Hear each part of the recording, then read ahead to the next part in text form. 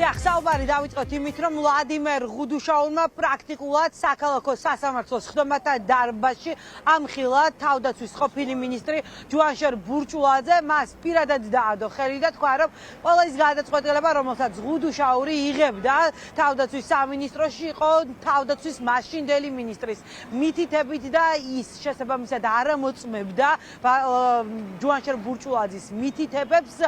ჯუანშერ ბურჭულაძე იყო კაცი, რომელმაც დააკავშირა ღუდუშაური, როგორც ის ამტკიცებს და როგორც მან სასამართლო პროცესზე თქვა ტუკვაძესთან კი გააფორმა ხელშეკრულება და სახელმწიფო ბიუჯეტი დააზიანა. თუმცა აქვე ღუდუშაურმა განმარტა ის, რომ მაშინ, როდესაც ის დანაშაულს ჩადიოდა, ამ თემასთან დაკავშირებით ინფორმაცია არ ჰქონდა. როდესაც საქმის მასალებს გაეცნო, მაშინ გააცნობიერა, რომ აზიანა სწორედ ბიუჯეტი და სახელმწიფო. აღნიშნა, რომ მას კომპეტენცია არ ჰქონდა სამედიცინო ინვენტარის ტექნიკის შეძენის შესაბამისად არ იცოდა, რომ დანაშაულს ჩადიოდა. Ministrieში დამიკავშირდა საკუთარი მინისტრი ჯუანშერ ბურჭულაძე, რომელიც მითხრა, რომ საჭირო იყო გორის ჰოსპიტალისათვის საქმის ტექნიკისა და ინვენტარის შესწავლა, რომელიც შეგვეძლო საიმონ მითხრა, ის რომ თუ არა ზურაბ ტუკვაძეს. ამავდროულად მისგან და მისი მითითებებით განხორციელებინა ამის შესაძლებელი საკუთრში ჩავარდა ბატონ გიორგი ხანძავა, რომელმაც მითხრა ვიკოლოდი მინისტრის მითითებას. ამის შემდეგ დაუკავშირდა ბატონ ზურაბ ტუკვაძეს, უზოვესალო ზურაბ ტუკვაძეს პირველი იცოდა მან პრაგმოსამან ორი კომპანიის შეფს სოლემატი და შეფს ფილდა კომუნიკაცია რეკვიზიტები ალში კომპანიებთან ჩამეტარებინა ბაზისებდა და შესაძლოა ოფიციალური ფასად გამოგიხა ჩავაბარეთ, რომელშიც მიიღო მონაწილეობა მხოლოდ და მხოლოდ სოლემატმა და ფიქსირდა 5 მილიონი ხასიათას ლარი. გამოვიდა დამარჯებულად შეფს სოლემატი მე არ უნდა გამოსtildeება სამედიცინო ტექნიკის შესწავლის მანძილზე ასპეციალური ცოდნა მეზე ერთი შეხედვით ვერ შევამჩნევი იმას, რომ პარტიის წარმომადგენელი ასეთი ისტორიულად დაავადდა მასში ასეთი მასის თუმცა ვინაიდან დაავადება მინისტრისა მიღებული ამის ხალხი გულისხმობდა ეს დაავადება რომ ზედმეტი და აღარ შეთანხმებული ამის შესწავლის მოყოლი იყო მოხოვის წერილი და დიახ ვისწორ მას როგორც მინისტრის ნათესავს, თუმცა მასთან რაიმე საქმიანი ურთიერთობა ან მეგობრული არ მოკავშირდება. An procentul de la შესაძლებლობით და აღნიშნული შესაძლებლობით. ვიაზრებ გარემოებს, რომ აღნიშნული კრედიტი მნიშვნელოვანი ზიანი მოაქვს. ბიუჯეტს უბრალოდ აღნიშნულს. გამარჯობა.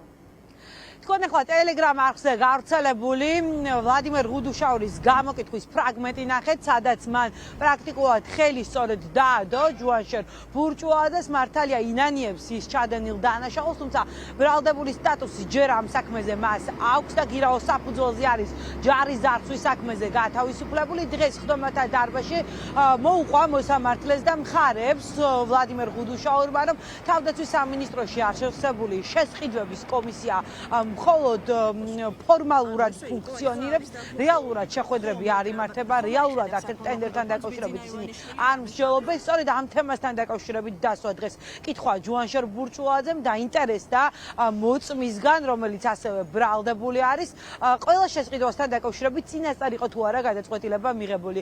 რის საპასუხოდაც პრაქტიკულად თავდაცვის სამინისტროც დიდ შარშში გახვია დღეს გამოკითხულმა მოწმემ და ღიად თქვა, რომ ყველა გადაწყვეტილება წინასწარ არის მიღებული მინისტრთან შეთანხმებით.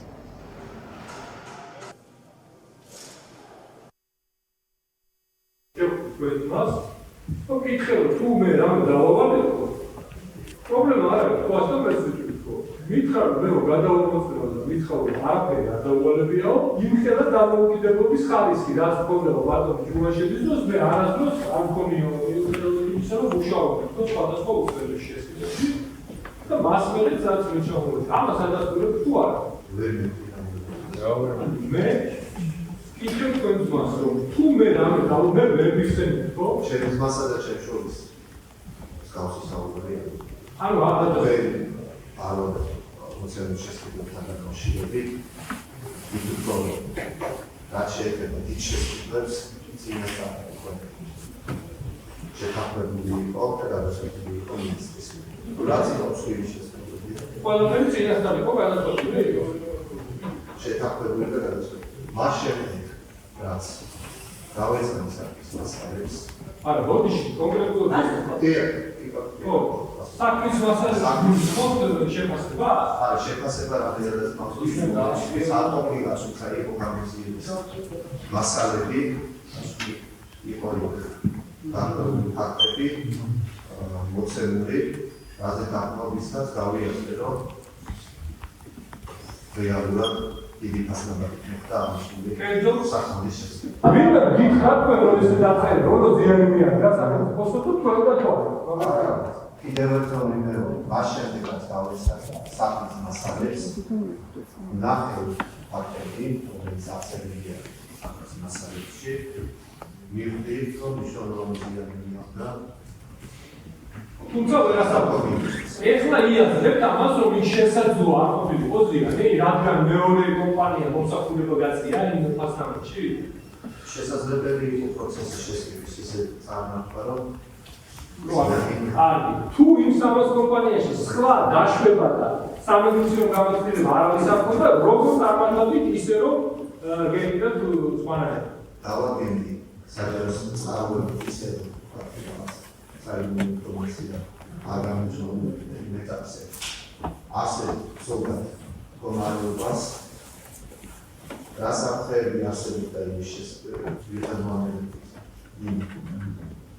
სით კომპანიის საერთო დაშვება ქონდა წარგენა სრულყოფილი ინფორმაციას ხელმძღვანელობას და ეკოპრივად მიიღებდა გადაწყვეტილებას. ანუ ზოგადი პასუხი აქვს, კონკრეტული პასუხი არა. ანუ დღეს თქვენ თუ თქვა თქვენი სწორული გახდება, რომ ზიანი არ დამდგარა, აქ განაშაულის მანცედა? სასამართლო პროცესი რამდენიმე წუთის წინ დასრულდა. დღეს მხოლოდ ვლადიმერ ღუდუშაური გამოიკითხა დანარჩენ 60-მასთან დაკავშირებით, რომლებიც მოყვანილი ყავდა დღეს პროკურატურას. შეთანხმდნენ მხარეები, უდაოდ გაუხადეს მათი ჩვენებები დაცვის მხარის წარმომადგენლებმა პროკურატურას. შესაბამისად ისინი დღეს არ გამოიკითხებიან. ხვალ გაგრძელდება სასამართლო პროცესი, თუმცა ჩვენ უკვე გვქონდა შესაძლებლობა ჩაგვეწერა ვლადიმერ ღუდუშაურის ადვოკატი, რომელმაც პირველობის დაგვიდასტურა, რომ დღევანდელი ჩვენების შემდეგ საპროცესო შეთანხმებასთან დაკავშირებით მოლაპარაკებები აქტიურ ფაზაში გადავა პროკურატურასთან ვლადიმერ ღუდუშაუს აღიარების, მონანიების და ჯუანშერ ბურჭულაძისთვის ხელის დადება სავარაუდოდ დაუფასდება და მას დიდი ალბათობით საპროცესო შეთანხმებას გაუფორმებს პროკურატურა. ყოველ შემთხვევაში ამის შესახებ ადვოკატმა ისაუბრა და თქვა, რომ ამის მოლოდინი ღუდუშაურს და თავადაც აქვს. მან გადაწყვიტა რომ ეთქვა სიმართლე და ოქტომბერში მისცა ეს ჩვენება. ამ ჩვენების მიცემის შემდეგ მას ბრალდების მხარემ შეუცვალა აღკვეთის ღონისძიება და როგორც იცით იგი იმყოფება ახლა გირაოს ქვეშ. არ შეგითავაზებიათ საპროცესო შეთანხმებასთან დაკავშირებით ჯერჯერობით ესეთი ოფიციალური მოლაპარაკება არ გვაქვს ბრალდების. არაოფიციალური შეთანხმება ხომ არ შედგება? არც არაოფიციალური მოლაპარაკება არ მიმდინარეობს. სურვილი და მზაობა რა თქმა უნდა არის ნებისმიერი ბრალდებულის, რომ მისთვის საშეღავათო პირობებით დასრულდეს ეს შემთხვევაში თქვენი ბრალდებულის სურვილი არის საპროცესო შეთანხმებასთან აღიარებს. რა თქმა უნდა, ის აღიარებს ჩადენ დანაშაულს, როგორც მოისმინეთ თქვენ თვითონაც და ბუნებრივია გვაქვს მოლოდინი, რომ საქმე დასრულდება ალბათ საპროცესო შეთანხმება. და რას ელოდებით, რა აფერხებს ამ პროცესს? არაფერი ჯერ უბრალოდ მიმდინარეობს საქმის განხილვა, როგორც მოგეხსენება და ალბათ ბოლოსთვის პარალელურად შეგიძლიათ ეს გააკეთოთ. კი ბატონო. ანუ გეგმა დღევანდელი ჩვენების მერე შეიძლება რომ მივმართოთ. მათ ასე ჯარის ძარცვის საქმეზე დღეს პროცესი დასრულებულია. ვლადიმერ ღუდუშაური ემზადება საპროცესო შეთანხმების გასაფორმებლად. რა პასუხი ექნება სახელმწიფო ბრალდებას ამის შესახებ რამდენიმე წამში გავიგებთ. პროკურორი გააკეთებს განცხადებას. ამ საქმეზე სასამართლოს ხდება ხვალ კვლავ ბრალდების მხარის მოწმეების გამოკითხვით გაგრძელდება.